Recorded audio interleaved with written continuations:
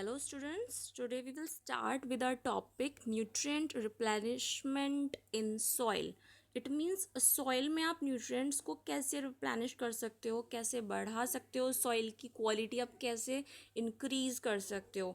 होता क्या है कि जब आप एक ही फसल को बार बार repeat करते हो या फिर क्या होता है कि लगातार खेती करते जा रहे हो या फिर सॉइल को आप अच्छे से न्यूट्रिएंट्स नहीं दे रहे हो, उसमें अच्छे से खाद नहीं लगा रहे हो, उसको अच्छे से प्लफ नहीं कर रहे हो, अच्छे से उसमें आप उर्वरक वगैरह जो होते हैं फर्टिलाइजर्स वगैरह अगर अपने नहीं मिक्स कर रहे हो तो सॉइल ख़राब होने लग जाती है धीमे धीमे. ठीक है, तो उसके लिए आपको सॉइल को अच्छे से नरिशमेंट करना पड़ता है, उसको अच्छे से आपको उसमें न्यूट्रिएंट्स फिक्स करने होते हैं, मिक्स करने होते हैं, जिससे कि आपकी जो क्रॉप है वो अच्छी हो. ठीक है, अब ये कैसे होगी, क्या क्या आपको उसमें करना होगा, क्या क्या कर सकते हैं वो हम देखेंगे अपनी क्लास में. Okay, so we know that plant continuously take nutrient from the soil. अब हमको पता है कि प्लांट्स क्या करते हैं, कॉन्टीन्यूसली सॉइल से न्यूट्रिएंट्स लेते हैं, क्योंकि उनके पास यही एक ऑप्शन है.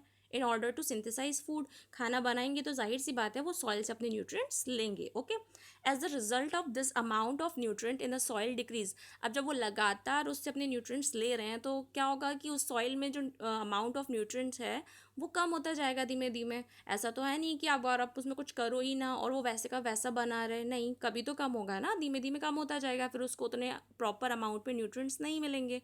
सो nutrient in the soil can be replenished by the following methods. तो आप न्यूट्रिएंट्स को सॉइल में रिप्लेनिश्ड कर सकते हो, मतलब वापस से उसको वैसे ही जैसे वो थे वैसे उसको आप बना सकते हो. कैसे बना सकते हो, कुछ मेथड्स हैं जो आपको उसमें यूज़ करने होंगे. Okay, that is adding fertilisers and manures, यानी कि आप उसमें खाद और उर्वरक मिलाकर.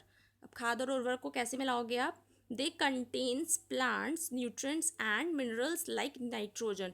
अब फर्टिलाइजर्स और मैन्योर्स, खाद और उर्वरक में क्या होता है कि इनके अंदर प्लांट्स को देने के लिए मिनरल्स और नाइट्रोजन गैस होती है, जो कि बहुत ज़्यादा ज़रूरी होती है प्लांट्स को फूड बनाने में. उसके अलावा फॉस्फोरस एंड पोटेशियम भी इसके अंदर होता है.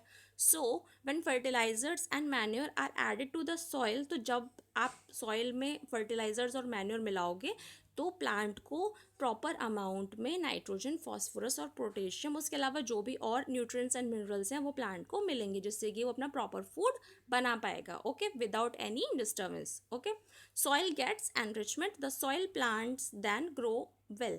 और सॉइल को अच्छे से उसकी एनर्जी कह लो या फिर उसके अंदर कह लो अच्छे अच्छे न्यूट्रिएंट्स मिलेंगे और जो आपकी फसल होगी वो अच्छे से बढ़ेगी और ठीक रहेगी. ठीक है, अच्छी फसल होगी आपकी. ठीक है, next point is adding compost. Compost क्या होती है, खाद होती है. आपने सुना है कभी बायो उर्वरक के बारे में, जैविक खाद के बारे में, जैविक कंपोस्ट के बारे में? ये क्या होता है, इसमें क्या होता है कि आप जो गाय वगैरह का गोबर होता है, उसके अलावा कुछ सड़ी गली सब्जियां, फ्रूट्स के छिलके वगैरह या और भी ऐसी चीज़ें जो आसानी से डिकम्पोज हो जाएं, आप उनको मिलाकर एक जैविक खाद बनाते हो. ये आर्टिफिशियल नहीं होती है, ये मैन मेड कह लो या फिर ये आपकी ऐसी खाद होती है जिसको आप अगर प्लांट्स वगैरह में लगाओगे तो ये ज़्यादा फ़ायदा करते हैं. ठीक है, तो ऐसे आपको कंपोस्ट अपनी सॉइल में ऐड करना है. कैसे ऐड करोगे आप, it is the best and most effective way to replenish the nutrient in the soil. ये सबसे अच्छा तरीका है सॉइल में आपका न्यूट्रिएंट्स रिप्लेनिश करने का. ठीक है, it can be made by using biodegradable house hold waste. इसमें आप हाउस होल्ड वेस्ट में आपका क्या क्या अभी मैंने बताया आपको, जैसे वेजिटेबल्स के पील हो गए, छिलके हो गए, फ्रूट्स के पील हो गए, उसके अलावा बाकी और भी चीज़ें जो आसानी से डिकम्पोज हो सकें, आसानी से उसमें मिक्स हो सकें. आप उसमें पॉलीथीन वगैरह बिल्कुल ऐड मत करिएगा, क्योंकि पॉलीथीन्स क्या होती हैं, प्लास्टिक होता है, वो आसानी से डिकम्पोज होता ही नहीं है. ये आसानी से क्या होता ही नहीं है, इसीलिए कहा जाता है कि हमें पॉलीथीन यूज़ ही नहीं करनी चाहिए, क्योंकि आप पॉलीथीन यूज़ करोगे तो उसे आप फेंकोगे, वो सॉइल में मिलेगी, सॉइल में मिलेगी तो क्या होगा, फिर जब प्लांट आगे ग्रोथ करेंगे, उसकी रूट आगे ग्रोथ करेगी तो वो उसमें बाधा आएगी, उसमें वो प्रॉब्लम क्रिएट करेगा. ओके, उसके अलावा अर्थवॉर्म डिकम्पोज दैम इजीली. और उसके अलावा क्या होता है कि बाकी सॉइल में आप जो भी ऐड कर रहे हो, जो भी आप अपना डिकम्पोजर्स डाल रहे हो, जो भी कंपोस्ट डाल रहे हो, उसको अर्थवॉर्म क्या करते हैं, डिकम्पोज करते हैं इजीली. डिकम्पोज कह सकते हैं, मतलब उसको ईजी छोटे छोटे स्मॉल पार्टिकल्स में ब्रेक करते हैं. अब आपने पूरा एक छिलका डाल दिया, अब वो छिलका ऐसा तो नहीं हमेशा एक छिलका ही रहेगा, वो धीमे धीमे क्या होगा, छोटे छोटे पार्टिकल्स में ब्रेक हो जाएगा. तो उसका काम कौन करते हैं, अर्थवॉर्म करते हैं. And earthworm are the friend of farmer, यानी कि किसान के लिए अर्थवॉर्म बहुत ज़्यादा ज़रूरी है उसकी खेती के लिए. ठीक है, ये कोई नुकसान नहीं करते खेती के अंदर. Next is growing leguminous for soil enrichment. अब ये क्या होता है देखते हैं। Through a lot of nitrogen gas is present in the air. अब हमको पता है कि नाइट्रोजन गैस प्रेजेंट तो है पर एयर में है, सॉइल में नहीं है। The plants can not use nitrogen gas in gaseous form. और जो प्लांट्स होते हैं वो गैसियस फॉर्म में नाइट्रोजन को यूज़ नहीं कर सकते, उन्हें सॉइल में नाइट्रोजन चाहिए। So the plants such as gram, peas, pulses and beans are.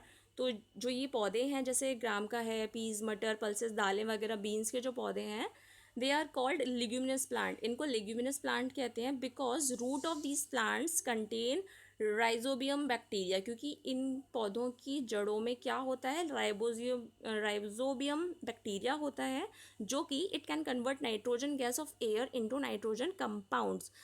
Air से नाइट्रोजन गैस लेता है और इसको सॉइल में मिला देता है नाइट्रोजन कंपाउंड के रूप में। So when a leguminous crop is grown, तो जब भी एक लेग्यूमिनस क्रॉप बढ़ती है, उगाई जाती है, the rhizobium bacteria present in the root. Rhizobium bacteria root में हमेशा रहता है, क्योंकि प्लांट्स को क्या चाहिए, प्लांट्स को चाहिए नाइट्रोजन, और जब नाइट्रोजन नहीं मिलेगी तो वो ढंग से ग्रो अप नहीं कर पाएगा। तो जो लेग्यूमिनस प्लांट हैं उनमें राइबोजियम बैक्टीरिया होगा जो सॉइल को जो नाइट्रोजन को कन्वर्ट कर देगा एयर से नाइट्रोजन कंपाउंड में in the soil. Okay, so now homework time. Tiny pores of the lower surface of leaves are. पत्तियों के लोअर सरफेस में जो छोटे छोटे छेद होते हैं उन्हें क्या कहते हैं। Okay, second is green plants take in carbon dioxide from. Green plants carbon dioxide किससे लेते हैं। Third is dash derive their food from others. कौन है जो अपना फूड दूसरों से लेते हैं। And fourth is product of photosynthesis are. Photosynthesis में क्या क्या प्रोडक्ट्स हैं जो यूज़ में आते हैं। Okay, so I hope you like the class. Thank you.